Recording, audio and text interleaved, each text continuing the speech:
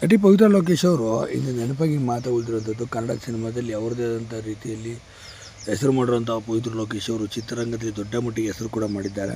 ಇಂತಹ ಪವಿತ್ರ ಲೋಕೇಶ್ ಅವರು ಇಂದು ನೆನಪಾಗಿ ಮಾತ್ರ ಉಳಿದಿರುವಂಥದ್ದು. ಯಾಕೆಂತಂದರೆ ಪವಿತ್ರ ಲೋಕೇಶ್ಗಳಿಗೆ ಯಾರೂ ಕೂಡ ಅವಕಾಶಗಳನ್ನು ಕೊಟ್ಟಿಲ್ಲ. ಮತ್ತು ನರೇಶ್ ಜೊತೆ ಮದುವೆ ಆದ ನಂತರ ಕೋಟಿಗೆ ಬದುಕು ಅಂತ ಇವರು ಹಣದ ಹಿಂದೆ ಬಿದ್ದು ಸದ್ಯ ಸಿನಿಮಾ ರಂಗವಂತವರು. ಬಟ್ ಸಿನಿಮಾದಲ್ಲಿ ಮತ್ತು ಒಳ್ಳೆ ನಟನೆ ಮಾಡೋದ್ರ ಮೂಲಕ ಹಿರಿಯ ನಟಿಯಾಗಿ ಕಾಣಿಸ್ಕೊಂಡ್ರು. ನೋಡೋಕ್ಕೆ ಕೂಡ ಸಿಕ್ಕಾಪಟ್ಟೆ ಹಾಟ್ ಮತ್ತು ಬೋಲ್ಡ್ ಆಗಿದೆ ಅಂತ ಪವಿತ್ರ ಲೋಕೇಶ್ ಅವರು ಹಿಂದೆ ಹಳೆಯ ಸಿನಿಮಾಗಳಲ್ಲಿ ಸಿಕ್ಕಾಪಟ್ಟೆ ಬೋಲ್ಡಾಗಿ ಕೂಡ ಅಭಿನಯ ಮಾಡ್ತಿದ್ರು.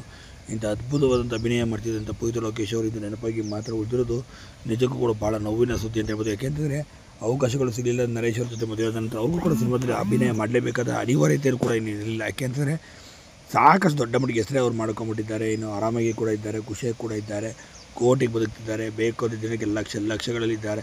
ಯಾವತ್ತು ರೋಲ್ಯಾಕ್ಸ್, ರೋಲ್ಸ್ ರಾಯ್ ಮತ್ತು BMW ಕಾರ್ಗಳನ್ನ ಹೊಂದಿರುವಂಥ ಅತಿ ದೊಡ್ಡ ಶ್ರೀಮಂತ ನಟಿ ಅಂತಲೂ ಕೂಡ ಅವ್ರನ್ನ ಹೇಳ್ಬೋದು. ಸಂಪಾದನೆ ಹೇಗೆ ಮಾಡಿದ್ರು ಬಿಡಿ, ಆದರೆ ಪವಿತ್ರ ಲೋಕೇಶ್ ಮಾತ್ರ ನಿಜಕ್ಕೂ ಕೂಡ ದೊಡ್ಡ ನಟಿಯಾಗಿ ಬೆಳೆದ್ರು. ಆದರೆ ಚಿತ್ರರಂಗಕ್ಕೆ ಗುಡ್ ಬೈ ಹೇಳೋದ್ರ ಮೂಲಕ ಇನ್ನಿಲ್ಲವಾದ್ರು ಅಂತಲೇ ಹೇಳ್ಬೋದು.